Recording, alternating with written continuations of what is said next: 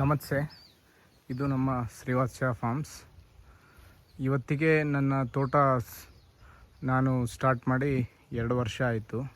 ಹಾಗಾಗಿ 2 ವರ್ಷದ ವಿಡಿಯೋವನ್ನು ನಿಮ್ಮ ಜೊತೆ ಶೇರ್ ಮಾಡೋಣ ಅಂಥೇಳಿ, ನಾವು ಮಾಡಿದ ಸರಿ ಮತ್ತು ತಪ್ಪುಗಳನ್ನ ನಿಮಗೆ ತಿಳಿಸ್ಕೊಡೋಣ ಅಂಥೇಳಿ ಈ ವಿಡಿಯೋವನ್ನು ನಾನು ಮಾಡ್ತಾಯಿದ್ದೀನಿ.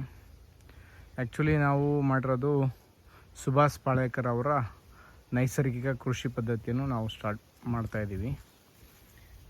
ನಾನು ನಮ್ಮ ತೋಟದಲ್ಲಿ ಮೊದಲ ಪದರಾಗಿ ನಾನು ತೆಂಗಿನ ಗಿಡವನ್ನು ಹಾಕಿದ್ದೀನಿ. ಆ್ಯಕ್ಚುಲಿ ತೆಂಗಿನ ಗಿಡ ಬಂದ್ಬಿಟ್ಟು ಇದು ಮಂಡ್ಯ ಡಿಸ್ಟಿಕ್ ಒಂದು ನರ್ಸರಿ ಇದೆ, ಪಾಂಡವಪುರ ಹತ್ರ. ಅವ್ರ ಥ್ರೂ ನಾವು ತರಿಸಿದ್ವಿ. ಇದು ಬಂದ್ಬಿಟ್ಟು ದೇಸಿ ತಿಪ್ಟೂರು ಟಾಲು. ನಾನು ಈ ಗಿಡ ತಂದಾಗ 1 ಇಯರ್ ಆಗಿತ್ತು. ಈ ಗಿಡ ನೆಟ್ಟಿ 2 ವರ್ಷ ಕಂಪ್ಲೀಟ್ ಆಗಿದೆ. ಬುಡ ಭಾಳ ಚೆನ್ನಾಗೇ ಬಂದಿದೆ ನೋಡಿ. ನಿಯರ್ಲಿ ಒಂದು 10 ಅಡಿವರೆಗೆ ಹೋಗಿದೆ. ಇನ್ನೊಂದು ನಾವು ಹಾಕಕ್ಕರ ಏನು ಮಾಡಿದ್ವಿ ಅಂದರೆ, ಜಸ್ಟ್ ಕೊಟ್ಟಿಗೆ ಗೊಬ್ಬರ ಹಾಕಿ ನಾವು 2x2 ಗುಂಡಿ ಹೊಡೆದು ಹಾಕಿದ್ವಿ. ಅದು ಬಿಟ್ಟರೆ ಯಾವುದು ಬೀಜೋಪಚಾರ ಏನೂ ಮಾಡಿರಲಿಲ್ಲ. ನಮಗೆ ಆವಾಗ ಅದ್ರ ಬಗ್ಗೆ ಅಷ್ಟು ಅನುಭವ ಇರಲಿಲ್ಲ. ಬಟ್ ಇನ್ನುವರೆಗೆ ಯಾವ ಗಿಡದಲ್ಲೂ ಸುಳಿ ತಿನ್ನೋದಿರಲಿ, ಅವೇನು ಸಮಸ್ಯೆ ಬಂದಿಲ್ಲ. ನನಗೆ ಗೊತ್ತಾದಾಗಲಿಂದ ನಾನೇನು ಮಾಡಿದೆ ಅಂದರೆ, ಹರಳು ಹಿಂಡಿಯನ್ನು ತಗೊಂಬಂದು ಈ ರೀತಿ 10 ಲೀಟ್ರ್ ಬಕೆಟಲ್ಲಿ ಹಾಕಿದಾಗ ಈ ಕೆಲವೊಂದು ರೈನೋಸರ್ಸ್ ಬೀಟಲ್ಸ್ ಇದಾವಲ್ಲ, ಈ ರೀತಿ ಹುಳುಗಳು ಇಲ್ಲಿ ಬಂದು ಬೀಳ್ತವೆ. ಅದು ಒಂದು ನಮಗೆ ಹೆಲ್ಪ್ ಆಯಿತು. ತೋಟದಲ್ಲಿ 1 ಎಕರೆಗೆ ನಿಯರ್ಲಿ ಒಂದು 4 ಬಕೆಟನ್ನು ಇಟ್ಟಿದ್ದೆ ನಾನು ಅಲ್ಲಿ. ನಾವು ನಮ್ಮ ತೋಟದಲ್ಲಿ 24 ಫೀಟಿಗೆ ಒಂದು ತೆಂಗಿನ ಗಿಡ ಹಾಕಿದ್ದೀವಿ. ಯಾಕಂದರೆ ಸಾಲಿಂದ ಸಾಲು 8x8, ಗಿಡದಿಂದ ಗಿಡ 8x8 ನಾವು ಅಡಿಕೆಯನ್ನು ಮಾಡಿರೋದು. ಹಾಗಾಗಿ ಎವ್ರಿ 3 ಸಾಲಿಗೆ ಒಂದು ತೆಂಗಿನ ಗಿಡ ಬರುತ್ತೆ ಬಾರ್ಡ್ರಲ್ಲಿ ನೋಡಿ. ಇಲ್ಲಿ ಒಂದಿದೆ ತೆಂಗಿನ ಗಿಡ, ಮತ್ತು ಅಲ್ಲೊಂದು ತೆಂಗಿನ ಗಿಡ ಇದೆ. ತೆಂಗಿನ ಗಿಡ ಅಂತೂ ಫೇಲ್ ಆಗಿಲ್ಲ, ಭಾಳ ಚೆನ್ನಾಗಿ ಬಂದಿದೆ ತೆಂಗಿನ ಗಿಡದ ಬಗ್ಗೆ. ಇದು ತಿಪ್ಟೂರು ಟಾಲ್ ನಾವು ಹಾಕಿರೋದು, ದೇಸಿ ತಿಪ್ಟೂರು ಟಾಲ್ ತೆಂಗಿನ ಗಿಡ. ಅಂದ್ಕೊಂಡೋಗಿಂತ ಚೆನ್ನಾಗೇ ಬಂದಿದೆ. ನನಗಂತೂ ತೆಂಗಿನ ಗಿಡದ ಬಗ್ಗೆ ಭಾಳ ಖುಷಿ ಇದೆ. ಯಾಕಂದರೆ ಒಂದು 10-12 ಅಡಿ ಬೆಳೆದಿದೆ ನೋಡಿ.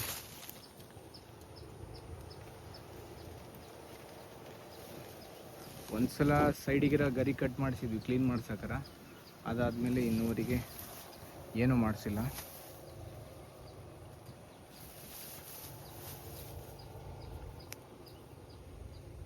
ಎರಡನೇ ಪದರಾಗಿ ನಾವು ಅಡಿಕೆಯನ್ನು ಮಾಡಿದ್ದೀವಿ. ಅಡಿಕೆ ಬಂದ್ಬಿಟ್ಟು 8x8 ಮಾಡಿದ್ದೀನಿ ನಾನು ಅಡಿಕೆ ಬಂದ್ಬಿಟ್ಟು ನಾನು ಸಾಗರದ ಕಡೆಯಿಂದ ಗೊಟ್ಟು ತರಿಸಿ ನಾನೇ ನವಂಬರ್-ಡಿಸೆಂಬರ್ ಮಂತಲ್ಲಿ ಬೆಡ್ ಮಾಡಿ ಆ ಗೊಟ್ಟುಗಳನ್ನ ಹಾಕಿದ ಮೇಲೆ ಜನವರಿಯಲ್ಲಿ ಪ್ಯಾಕೆಟ್ ಮಾಡಿ ಜೂನಲ್ಲಿ ನಾನು ಹಾಕಿದ್ದೆ. ಜಸ್ಟ್ 6 ಮಂತ್ಸ್ ಸಸಿ ಹಾಕಿದ್ದೆ. 2 ಎಲೆ ಇದ್ದ ಅಡಿಕೆಯನ್ನು ಹಾಕಿದ್ದೆ. ಈ ರೀತಿ ಬಂದಿದೆ ನೋಡಿ. ಈಗ 1 ರಿಂಗ್ ಬಿಡ್ತಾ ಇದೆ. ಸೈಜ್ ಕೂಡ ಚೆನ್ನಾಗಿದೆ. ಅಡಿಕೆದೇನು ಇಶ್ಯೂ ಇಲ್ಲ. ಇಲ್ಲಿ ನೋಡಿ,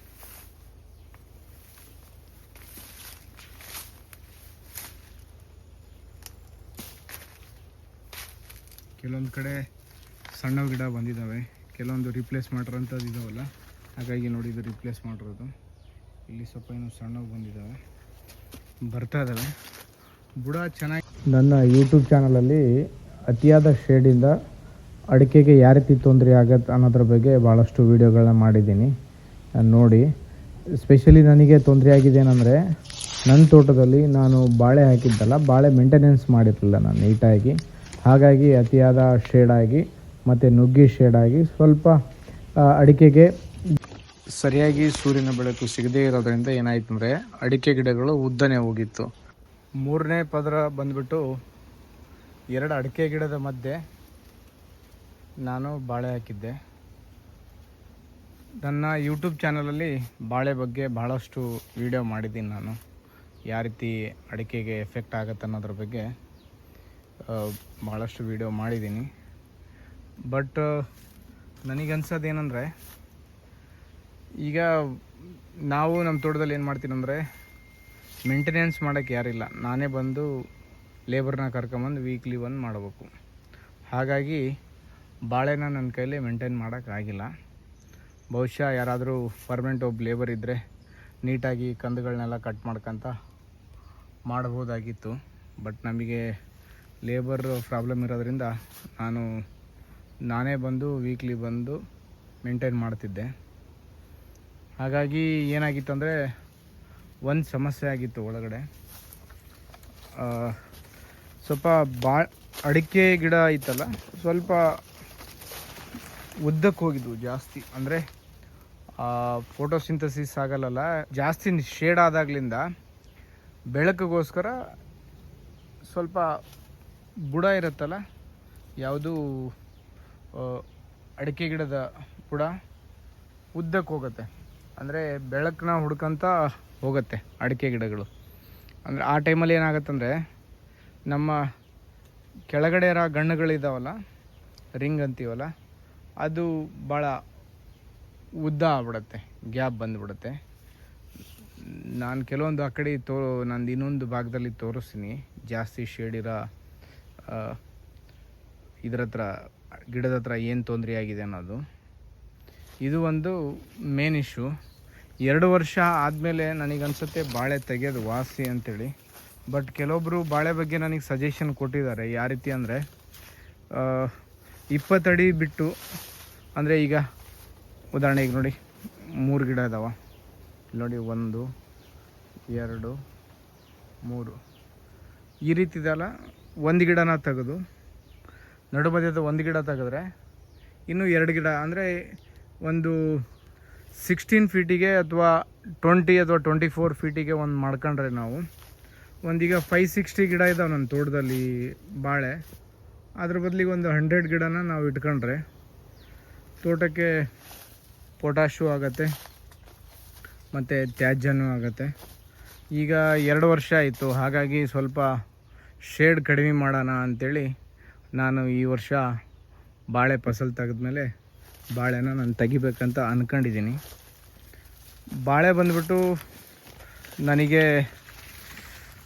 ನಾನು ಇನ್ನೂವರೆಗೆ ಬಾಳೆಗೆ ಯಾವುದೇ ಗೊಬ್ಬರ ಮೇಂಟೈನ್ ಮಾಡಿಲ್ಲ, ಮತ್ತು ಏನೂ ಹಾಕಿಲ್ಲ. ಆ್ಯಕ್ಚುಲಿ ಹೇಳ್ಬೇಕಂದ್ರೆ ಜೀವಾಮೃತ, ವೇಸ್ಟ್ ಡಿಕಂಪೋಸರ್ ಅದನ್ನಷ್ಟೇ ಬಿಟ್ಟು ಇನ್ನೂವರೆಗೆ ಯಾವುದೇ ಸರ್ಕಾರಿ ಗೊಬ್ಬರನ ಹಾಕಿಲ್ಲ. ಬಾಳೆ ಬಂದಿದೆ. ಈಗ ಹೆಂಗಾಗಿದೆ ಅಂದರೆ, ಬಾಳೆ ಒಂದು 20 ಅಡಿ ಹೋಗ್ಬಿಟ್ಟಿದ್ದಾವೆ ಬಾಳೆ. ನೋಡಿ ಇಲ್ಲಿಂದ ನೋಡಿ, ನಿಮಗೆ ಸಿಕ್ಕಾಪಟ್ಟೆ ಹೈಟ್ ಆಗಿದ್ದಾವೆ ಬಾಳೆ, ಒಂದು 20 ಫೀಟ್ ಆ ರೀತಿ ಆಗಿದ್ದಾವೆ. ಹಾಗಾಗಿ ನಾನು ಬಾಳೆನ ಈ ವರ್ಷ ತಗ್ಸೋಣ ಅಂತೇಳಿ ಪ್ಲ್ಯಾನ್ ಮಾಡಿದ್ದೀನಿ. ಬಾಳೆ ಬಂದ್ಬಿಟ್ಟು ನಾನು ಆ್ಯಕ್ಚುಲಿ ವೀಕ್ಲಿ ನಮ್ಮ ಇಲ್ಲೇ APMC ಮಾರ್ಕೆಟಲ್ಲಿ ಹಾಕ್ತಿದ್ದೆ. ನಾನು ಬಂದಾಗ ನಮಗೆ ಸಾಧ್ಯವಾದಷ್ಟು ಒಂದು 20 ಗೊನೆ 30 ಗೊನೆ ಕಟ್ ಮಾಡ್ಕೊಂಡು ನಾನು ಒಯ್ತಿದ್ದೆ.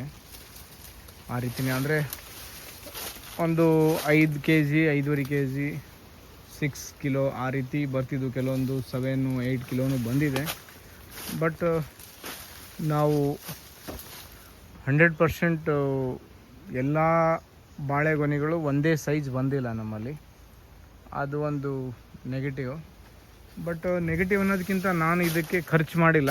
ಮಾಡಿಸಿರೋದೇನೆಂದರೆ ಕಂದುಗಳನ್ನ ಅಷ್ಟೇ ಕಟ್ ಮಾಡಿಸಿದ್ದೀನಿ. ಕಂದುಗಳು ಕಟ್ ಮಾಡಿಸಿದ ಮೇಲೆ 1-2 ಗಿಡವನ್ನು ಬಿಟ್ಟಿದ್ದೆ. ಬಾಳೆಯಿಂದ ನನ್ನ ತೋಟಕ್ಕೆ ಆಗಿರೋದು ಹೆಲ್ಪ್ ಏನಂದರೆ, ಮ್ಯಾಕ್ಸಿಮಮ್ ತ್ಯಾಜ್ಯ ಬಂದುಬಿಟ್ಟು ಬಾಳೆದೇ ನಮ್ಮ ತೋಟದಲ್ಲಿ. ನೋಡಿ ಇವೆಲ್ಲ ಕಟ್ ಮಾಡಿ ಹಾಕಿರೋದು, ನಾನು ಎಲ್ಲೆಲ್ಲಿನೂ ಹೊರಗಡೆ ಹಾಕಿಲ್ಲ. ಟೋಟಲಿ ಬಾಳೆದು ಎಲ್ಲ ತ್ಯಾಜ್ಯಗಳನ್ನ ನಾವು ಆ ಕಂದುಗಳನ್ನ ಕಟ್ ಮಾಡ್ರಿ ಹಾಕಿರೋಂಥವು ಇಲ್ಲೇ. ಇದು ಈ ಮಳೆಗಾಲದಲ್ಲಿ ನನಗೆ ಅನಿಸುತ್ತೆ 100% ಕೊಳೆಯುತ್ತೆ. ಇದೇ ಗೊಬ್ಬರವಾಗಿ ಚೇಂಜ್ ಆಗುತ್ತೆ ಮ್ಯಾಕ್ಸಿಮಮ್. ನೋಡಿ ಬಾಳೆಯಿಂದ ಅಂತೂ ಭಯಂಕರ ನಮಗೆ ತ್ಯಾಜ್ಯ ಆಗಿದೆ ಗೊಬ್ಬರ. ನೋಡಿ ಕೆಲವೊಂದು ಗೊನೆಗಳು ಬಿದ್ದಿದ್ದಾವೆ, ಕಟ್ ಮಾಡಬೇಕು. ಈ ರೀತಿ ನನಗೆ ಬಾಳೆಯಿಂದ ಇದೊಂದು ಬೆನಿಫಿಟ್ ಆಗಿದೆ. 4ನೇ ಪದರ ಬಂದ್ಬಿಟ್ಟು ನಮ್ಮಲ್ಲಿ 2 ಅಡಿಕೆ ಸಾಲಿನ ಮಧ್ಯೆ, ಅಂದರೆ ಈಗ ಇದೊಂದು ಸಾಲು ಅಡಿಕೆದು, ಇದೊಂದು ಸಾಲು, ಇವೆರಡರ ಮಧ್ಯೆ ಮತ್ತು ಅಡಿಕೆಗಳ ಮಧ್ಯೆ ನುಗ್ಗಿ ಬಂದಿದೆ. ಮೇನು ನುಗ್ಗಿ ನಾನು ಹಾಕಿದ್ದು ಏನಕ್ಕಂದರೆ, ನನಗೆ ಆ್ಯಕ್ಚುಲಿ ನಾನು ಇಲ್ಲಿ ಗ್ಲಿರಿಸಿಡಿಯಾ ಗಿಡ ಹಾಕ್ಬೇಕು ಅಂದ್ಕೊಂಡಿದ್ದೆ. ಬಟ್ ಗ್ಲಿರಿಸಿಡಿಯಾ ಯಾಕೆ ಹಾಕಲಿಲ್ಲ ಅಂದರೆ ಮೇಂಟೆನೆನ್ಸ್ ಭಾಳ ಕಷ್ಟ ಆಗುತ್ತೆ. ನಾಳೆ ಕಟ್ ಮಾಡೋದಿರಲಿ ಅಥವಾ ತೆಗಿಬೇಕಂದಾಗ ಭಾಳ ಸಮಸ್ಯೆ ಆಗುತ್ತೆ ಅಂತೇಳಿ ನಾನು ಗ್ಲಿರಿಸಿಡಿಯಾ ಗಿಡಗಳನ್ನ ಆಲ್ಮೋಸ್ಟ್ ಬಾರ್ಡ್ರಲ್ಲಿ ಹಾಕ್ಕೊಂಡೆ. ನನಗೆ ನುಗ್ಗಿಯಿಂದ ಏನಾಗಿದೆ ಅಂದರೆ, ನಾನು ಆ್ಯಕ್ಚುಲಿ ನುಗ್ಗಿ ಹಾಕಿ 2 ವರ್ಷ ಆಯಿತು. ಹೋದ ವರ್ಷ ಕಟ್ ಮಾಡಿದ್ವಿ, ಆಗಸ್ಟ್ ತಿಂಗಳಲ್ಲಿ ಕಟ್ ಮಾಡಿದ್ದೆ. ಕಟ್ ಮಾಡಿ ಅಂದರೆ ಒಂದು ಅರ್ಧ ಫೀಟು ಬಿಟ್ಟು ಕಟ್ ಮಾಡಿದ್ದೆ. ನೋಡಿ, ಕಟ್ ಮಾಡಿ ತೋರಿಸ್ತೀನಿ. ಈ ರೀತಿ ಕ್ರಾಸಲ್ಲಿ ಕಟ್ ಮಾಡಿದ್ದೆ ನಾನು. ಕಟ್ ಮಾಡಿದ ಮೇಲೆ ಏನು ಮಾಡ್ಬೇಕಂದ್ರೆ, ಒಂದು 8 ಡೇಸಲ್ಲಿ ಚಿಗುರು ಸ್ಟಾರ್ಟ್ ಆಗುತ್ತೆ ನುಗ್ಗಿಯಲ್ಲಿ. ಆ ಚಿಗುರುಗಳನ್ನ ನಾವೇನು ಮಾಡ್ಬೇಕಂದ್ರೆ, 4 ದಿಕ್ಕಲ್ಲಿ 4 ಬಿಟ್ಕೊಂಡ್ರೆ ಭಾಳಷ್ಟು ಚಿಗುರುಗಳು ಬರ್ತವೆ. ಫಸ್ಟು ಒಂದು 4 ಚಿಗುರುಗಳನ್ನು ಬಿಟ್ಕೊಂಡ್ರೆ ನಿಮಗೆ ನಾಳೆ ನಿಮಗೆ ಅಡ್ಡಾಡೋಕ್ಕಿರಲಿ ಅಥವಾ ಸಿಕ್ಕಾಬಿಟ್ಟೆ ಎಲ್ಲ ಚಿಗುರುಗಳು ಬಿಟ್ಬಿಟ್ರೆ ಫುಲ್ ಬುಷ್ ಆಗ್ಬಿಡುತ್ತೆ. ನಾಳೆ ಅಡ್ಡಾಡೋಕ್ಕೆ ಕೂಡ ನಿಮಗೆ ಸಮಸ್ಯೆ ಆಗ್ಬಿಡುತ್ತೆ. ಇನ್ನೊಂದು ನುಗ್ಗಿಯಿಂದ ಏನು ನನಗೆ ಬೆನಿಫಿಟ್ ಆಗಿದೆ ಅಂದರೆ, ಆ್ಯಕ್ಚುಲಿ ನಾನು ನೈಟ್ರೋಜನ್ ಫಿಕ್ಸೇಷನ್ ಅಂತೇಳಿ ಅಂದ್ಕೊಂಡಿದ್ದೆ ಸ್ಟಾರ್ಟಿಂಗ್ ಹಾಕೋಕ್ಕಾರ. ಬಟ್ ಇದು ಕಟ್ ಮಾಡಿ ಹಸಿರೆಲೆ ಗೊಬ್ಬರ ನಾವು ಭೂಮಿಗೆ ಹಾಕಿದಾಗ ಮಾತ್ರ ನಮಗೆ NPK ಸಿಗುತ್ತೆ. ಯಾವುದರಲ್ಲಿ? ನುಗ್ಗೆಯಲ್ಲಿ. ನಾನು ಸ್ಟಾರ್ಟಿಂಗ್ ಹಾಕೋಕ್ಕಾರ ನೈಟ್ರೋಜನ್ ಫಿಕ್ಸರ್ ಅಂದ್ಕೊಂಡಿದ್ದೆ. ಬಟ್ ಈಗ ನಮಗೆ ನೈಟ್ರೋಜನ್, ಪೊಟಾಸ್, ಫಾಸ್ಫೇಟ್ ಇದನ್ನು ಈ ಗಿಡನ ಕಟ್ ಮಾಡಿ ಹಾಕಿದರೆ ಭೂಮಿಗೆ NPK ಸಿಗತ್ತೆ. ಇನ್ನೊಂದು, ನುಗ್ಗಿಯಿಂದ ನನಗೆ ಸಾಕಷ್ಟು ಹಸಿರೆಲೆ ಗೊಬ್ಬರ ಆಗಿದೆ ನನ್ನ ತೋಟಕ್ಕೆ. ಈಗ ನೋಡಿ, ಈ ರೀತಿ ಎಲ್ಲ ನಾನು ಕಟ್ ಮಾಡಿ ಹಾಕಿದ್ದೆ ಹೋದ ವರ್ಷ. ನೋಡಿ ಪೂರ ಕೊಳೆತು ಹೋಗಿದೆ. ಇನ್ನೊಂದು, ನಮ್ಮ ತೋಟದಲ್ಲಿ ಏನಂದರೆ ಭಾಳಷ್ಟು ಗೆದ್ಲು ಏನು ಮಾಡುತ್ತಂದರೆ, ಈ ಬಿಸಿಲುಗಾಲದಲ್ಲಿ ನೀರಿಲ್ಲ ಟೈಮಲ್ಲಿ ಇದ್ರ ಕೆಳಗಡೆ ಬಂದು ತಿನ್ಕೊಂತ ಹೋಗುತ್ತೆ. ಆ ರೀತಿ ನನ್ನ ತೋಟದಲ್ಲಿ ಲಾಸ್ಟ್ ಇಯರ್ ಕಟ್ ಮಾಡಿಸಿದ್ನಲ್ಲ, ಸಿಕ್ಕಾಪಟ್ಟೆ ನನಗೆ ಹಸಿರೆಲೆ ಗೊಬ್ಬರ ಆಯಿತು ನುಗ್ಗಿಯಿಂದ. ಎಷ್ಟರ ಮಟ್ಟಿಗೆ ಅಂದರೆ ನೋಡಿ, ಇಷ್ಟು ಹೈಟ್ ಇದೆ. ಇವನ್ನೆಲ್ಲ ಕಟ್ ಮಾಡಿ ನೀವು ಕೆಳಗಡೆ ಹಾಕಿದಾಗ ಆಟೋಮೆಟಿಕಲಿ ನಮ್ಮ ತೋಟದಲ್ಲಿ ಐತಲ್ಲ ಬಯೋಮಾಸ್ ಕೂಡ ಕ್ರಿಯೇಟ್ ಮಾಡ್ಬೋದು. ಆರ್ಗ್ಯಾನಿಕ್ ಕಾರ್ಬನ್ ಕೂಡ ಇನ್ಕ್ರೀಸ್ ಆಗುತ್ತೆ.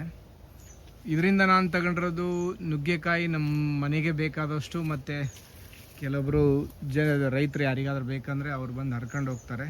ಅದು ಬಿಟ್ಟರೆ ಆ ಎಲೆನ ಪೌಡ್ರಿಗೆ ಮತ್ತು ನಮಗೆ ಮನೆಗೆ ಯೂಸ್ ಆಗೋಷ್ಟು ಸೊಪ್ಪು ಮತ್ತು ಪೌಡ್ರಿಗೆ ಯೂಸ್ ಮಾಡಿ ಉಳುಕಿದ್ದೆಲ್ಲ ಐತಲ್ಲ ಭೂಮಿಗೆ ಹಾಕಿದ್ದೀವಿ.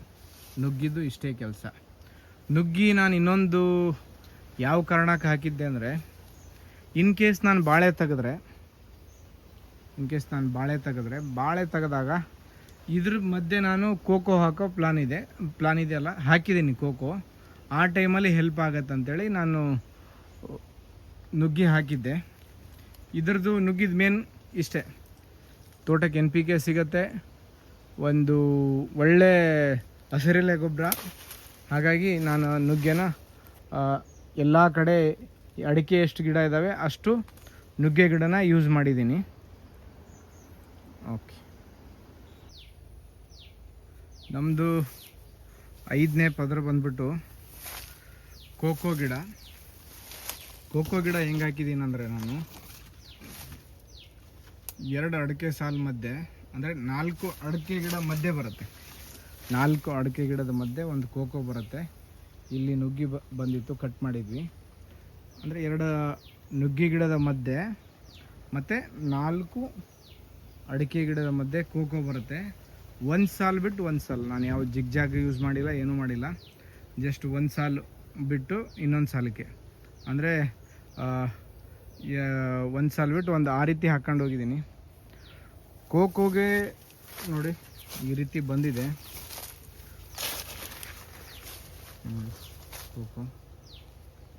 ಕೋಕೋ ಬಂದುಬಿಟ್ಟು ನಾವು ಕ್ಯಾಡ್ಬರಿ ಅವರಿಂದ ಕಡೆಯಿಂದ ತರಿಸಿ ಹಾಕಿದ್ವಿ ಕೆಲವೊಂದು ಹೋಗಿರೋಂಥ ಗಿಡಗಳು.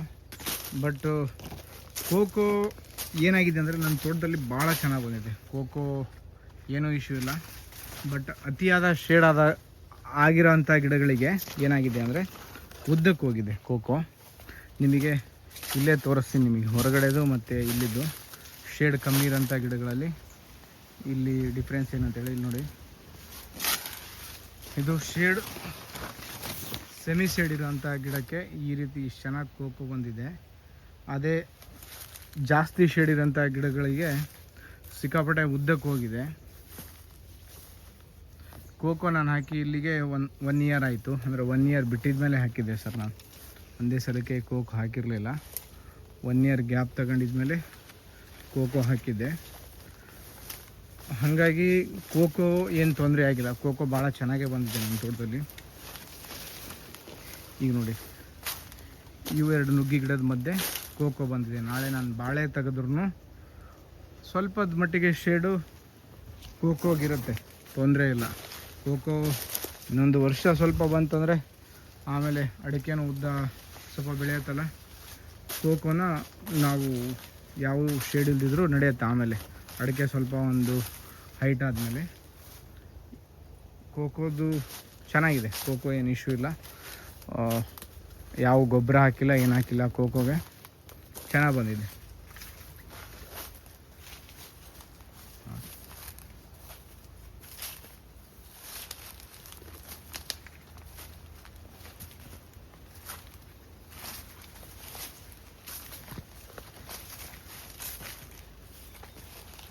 ಈ ರೀತಿ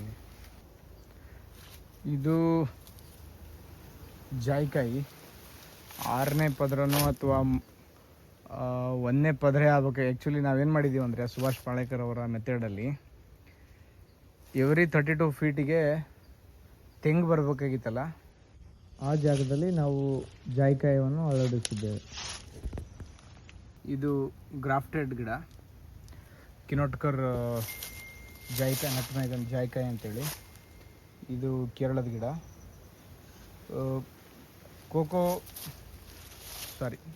ಜಾಯಿಕಾಯಿ ಬಂದ್ಬಿಟ್ಟು ಚೆನ್ನಾಗಿ ಶೇಡ್ ಇದ್ದಲ್ಲಿ ಭಾಳ ಚೆನ್ನಾಗಿ ಬಂದಿದೆ. ಕೆಲವೊಂದು ಕಡೆ ಶೇಡ್ ಕಮ್ಮಿ ಇದ್ದಲ್ಲಿ ತೋರಿಸ್ತೀನಿ ನಿಮಗೆ. ಇಲ್ಲಿ ನೋಡಿ, ಇಲ್ಲಿಂದ 32 ಫೀಟಿಗೆ ಮತ್ತೆ ನೋಡಿ ಇಲ್ಲೊಂದು ಕಡೆ ಶೇಡ್ ಕಮ್ಮಿ ಇದ್ದಲ್ಲಿ ಈ ರೀತಿ ಬಂದಿದೆ. Okay, not bad. ಯಾಕಂದರೆ ಬಾಳೆ ಕೂಡ ಇದೆ, ನುಗ್ಗಿ ಕೂಡ ಇದೆ ಅಲ್ಲ ನಮ್ಮ ತೋಟದಲ್ಲಿ. ಹಾಗಾಗಿ ಇದರದ್ದೇನು ಇಶ್ಯೂ ಇಲ್ಲ. ಯಾವುದು ಜಾಯಿಕಾಯಿ ನೋಡಿ, ಇಲ್ಲಿ ಈ ರೀತಿ ಜಾಯಿಕಾಯಿ ಬಂದಿದೆ. ನನ್ನ ತೋಟದಲ್ಲಿ ಪಾಸಿಟಿವ್ ಆರ್ ನೆಗೆಟಿವ್ ಎರಡೂ ಇದೆ. ಒಂದು, ಅತಿಯಾದ ಶೇಡ್ ಇರೋದ್ರಿಂದ ಏನಾಗಿದೆ, ನುಗ್ಗಿ ಮತ್ತು ನುಗ್ಗಿ ಮತ್ತು ಅಡಿಕೆ ಐತಲ್ಲ, ಜಾಸ್ತಿ ಬೆಳಕನ್ನ ಹುಡ್ಕಂತ ಉದ್ದಕ್ಕೆ ಹೋಗಿದೆ. ಅದು ಒಂದು ನೆಗೆಟಿವ್. ಪಾಸಿಟಿವ್ ಏನಪ್ಪ ಅಂದರೆ ನಾನು ಹಾಕಿರೋವಂಥ ಕೋಕೋ ಗಿಡಕ್ಕೆ ಹೆಲ್ಪ್ ಆಗಿದೆ ಒಂದು, ಮತ್ತು ಜಾಯಿಕಾಯಿ ಗಿಡಕ್ಕೆ ಭಾಳ ಹೆಲ್ಪ್ ಆಗಿದೆ. ಇವೆಲ್ಲ ನನಗೆ ಪ್ಲಸ್ ಪಾಯಿಂಟ್ಗಳು, ಅತಿಯಾದ ಶೇಡ್ ಇರೋದ್ರಿಂದ. ಜಾಯಿಕಾಯಿಗೆ ನಾನು ಇನ್ನೂವರೆಗೆ ಗೊಬ್ಬರ ಏನೂ ಹಾಕಿಲ್ಲ.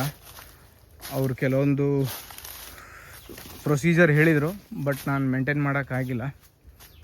ಮಾಡಬೇಕು. ಈ ವರ್ಷ ಗೊಬ್ಬರ ಹಾಕ್ಬೇಕಂತೇಳಿ ಅಂದ್ಕೊಂಡಿದ್ದೀನಿ. ನಾನು ನಮ್ಮ ತೋಟದ ಮಧ್ಯೆ ಇರೋ ಒಂದು ಬೇವಿನ ಗಿಡಕ್ಕೆ ಈ ಥರ ಮೆಣಸು ಹಾಕ್ಕೊಂಡಿದ್ದೆ. ಟ್ರೈ ಮಾಡೋಣ, ಮುಂದೊಂದು ದಿನ ನಮ್ಮ ಅಡಿಕೆ ಗಿಡಗಳೆಲ್ಲ ಹರಡಿಸ್ಬೇಕಲ್ಲ. ಹಾಗಾಗಿ ಇದು ಪಣಿವರ್ 1 ವೆರೈಟಿ ಭಾಳ ಚೆನ್ನಾಗೇ ಬಂದಿದೆ. ನೋಡಿ ಪಕ್ಷಿಗಳು ಎಷ್ಟು ಚೆನ್ನಾಗಿ ಗೂಡು ಕಟ್ಕೊಂಡಿದ್ದಾವೆ.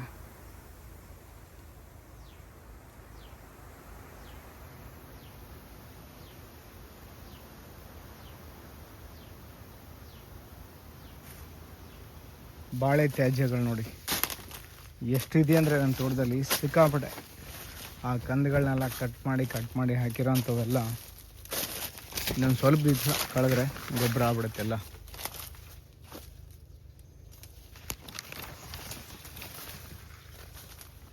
ನಾನು ಟೆಸ್ಟ್ ಮಾಡೋಣ ಅಂಥೇಳಿ ಏಲಕ್ಕಿ ಹಾಕಿದ್ದೆ 2 ಕೋಕೋ ಗಿಡದ ಮಧ್ಯೆ.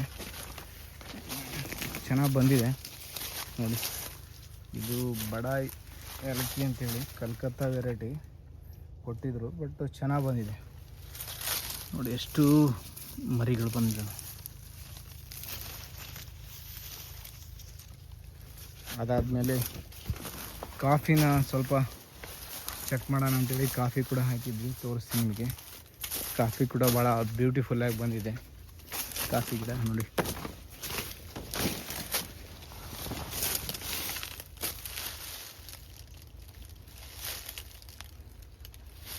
ಕಾಫಿ ನಮ್ಮ ಬಯಲುಸೀಮೆಯಲ್ಲೂ ಬರುತ್ತೆ, ಬಟ್ ಎಲ್ಲ ಕಡೆ ನೋಡಿ ಯಾವ ಬೆಳೆನ ಎಲ್ಲಾದರೂ ಬೆಳೆಸ್ಬೋದು, ಬಟ್ ಅದರ ತಕ್ಕಂತೆ ವಾತಾವರಣ ಕ್ರಿಯೇಟ್ ಮಾಡಬೇಕು.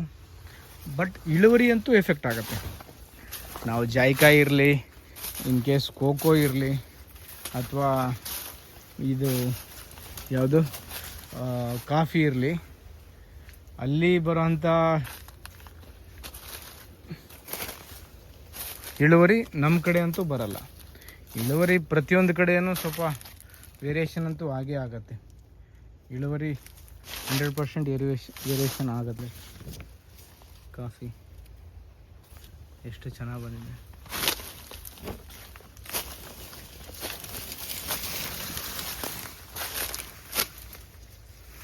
ಜಸ್ಟ್ ಚೆಕ್ ಮಾಡೋಣ ಅಂತೇಳಿ ಹಾಕಿದ್ದೆ ಒಂದು 10 ಗಿಡ.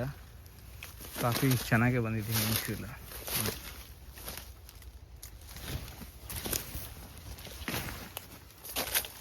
ಮತ್ತು ನಾನೇನು ಮಾಡಿದ್ದೀನಿ ಅಂದರೆ ಬಾರ್ಡ್ರಿಗೆ ಸುತ್ತಲೂ ಅಂದರೆ 32 ಫೀಟಿಗೆ ಒಳಗಡೆ ಸುಭಾಷ್ ಪಾಳೇಕರ್ ಪದ್ಧತಿ ಪ್ರಕಾರ ತೆಂಗು ಹಾಕಬೇಕಾಗಿತ್ತಲ್ಲ. ನಾನೇನು ಮಾಡಿದ್ದೀನಿ ಅಂದರೆ ಬಾರ್ಡ್ರಿಂದ ಒಂದು 8-10 ಅಡಿ ಒಳಗಡೆ ಬಿಟ್ಟು ಪ್ರತಿಯೊಂದು 24 ಫೀಟಿಗೆ ಒಂದು ತೆಂಗು ಹಾಕಿದ್ದೀನಿ. ಅದ್ರ ಮಧ್ಯೆ ಬಟರ್ ಫ್ರೂಟು ಮತ್ತು ಹಲಸು ಆ ರೀತಿ ಜೋಡಣೆ ಮಾಡಿದ್ದೀನಿ.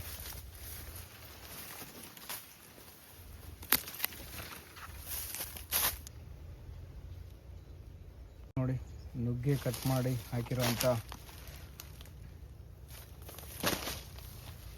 ಬುಡಗಳು ನೋಡಿ. ಬುಡ ಎಷ್ಟಂದರೆ ಸಿಕ್ಕಾಪಟ್ಟೆ ತ್ಯಾಜ್ಯ ಇದೆ ತೋಟದಲ್ಲಿ.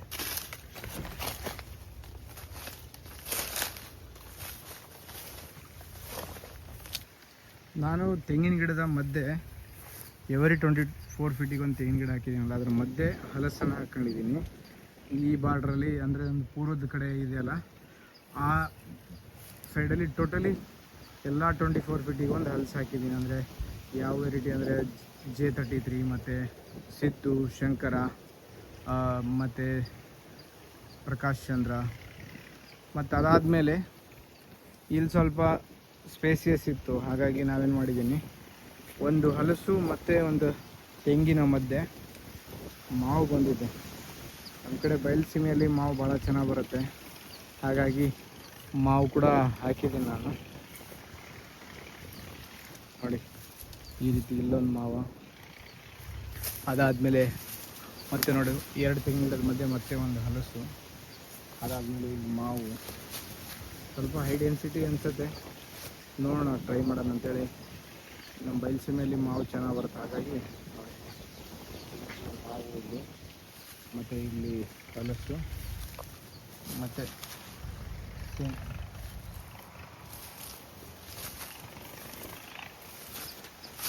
ತಂದು ಇಲ್ಲಿ ಮ್ಯಾಂಗೋ, ಹಲಸಿನ ಗಿಡ,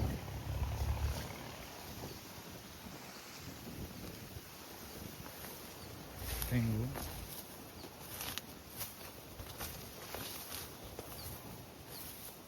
ಮತ್ತು ಹಲಸಿನ ಗಿಡ,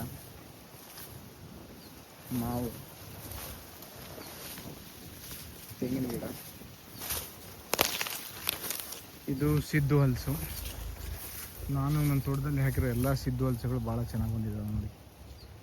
ನಿಯರ್ಲಿ ಒಂದು 8 ಅಡಿವರೆಗೆ ಆಗಿದೆ ಸಿದ್ದು ಹಲ್ಸು. ಮತ್ತು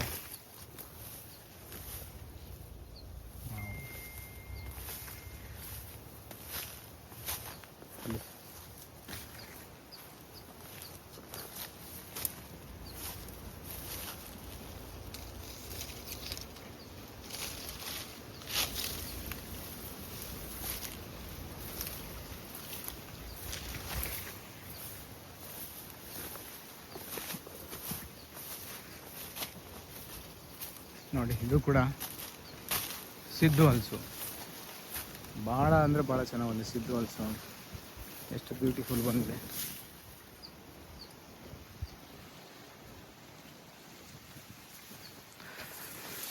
ನನ್ನ ತೋಟದ ಉತ್ತರ ಮತ್ತು ದಕ್ಷಿಣ ಭಾಗದಲ್ಲಿ ಏನು ಮಾಡಿದ್ದೀನಿ ಅಂದರೆ ನಾನು 16 ಫೀಟಿಗೆ ಒಂದು ಎಳ್ನೀರು ತೆಂಗಿನ ಗಿಡ ಹಾಕಿದ್ದೀನಿ. ನೋಡಿ ಎಳ್ನೀರು ತೆಂಗಿನ ಗಿಡ. ಈ ಹೂ ಕೂಡ ಚೆನ್ನಾಗೇ ಇದೆ ಗ್ರೋತು. ಮತ್ತು ಅದ್ರ ಮಧ್ಯೆ ಹಲಸು.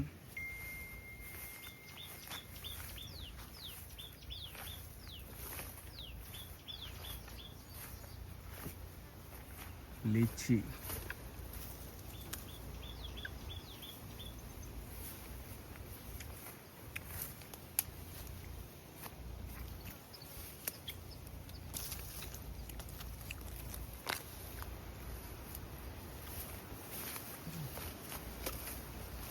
ಹಲಸು ಸೇಮ್.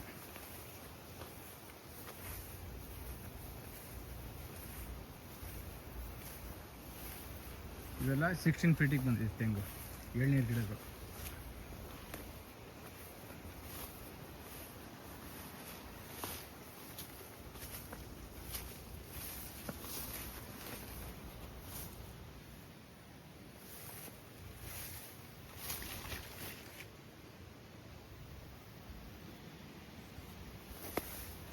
ಚೆಕ್ ಮಾಡೋಣ ಅಂಥೇಳಿ ನಮ್ಮ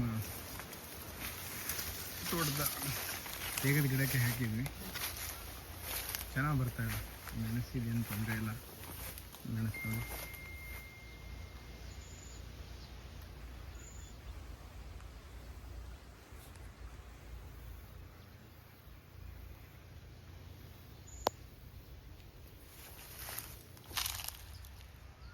ಅಲ್ಲಿ ನಾನು ಹರಳಿ ಹಿಂಡಿ ಹಾಕಿರೋದ್ರಿಂದ ಒಂದು ಬೆನಿಫಿಟ್ ಏನಂದರೆ ರೈನೋಸರಸ್ ಬೀಟಲ್ಸು ಇಲ್ಲಿ ಬಂದು ಬೀಳ್ತವೆ.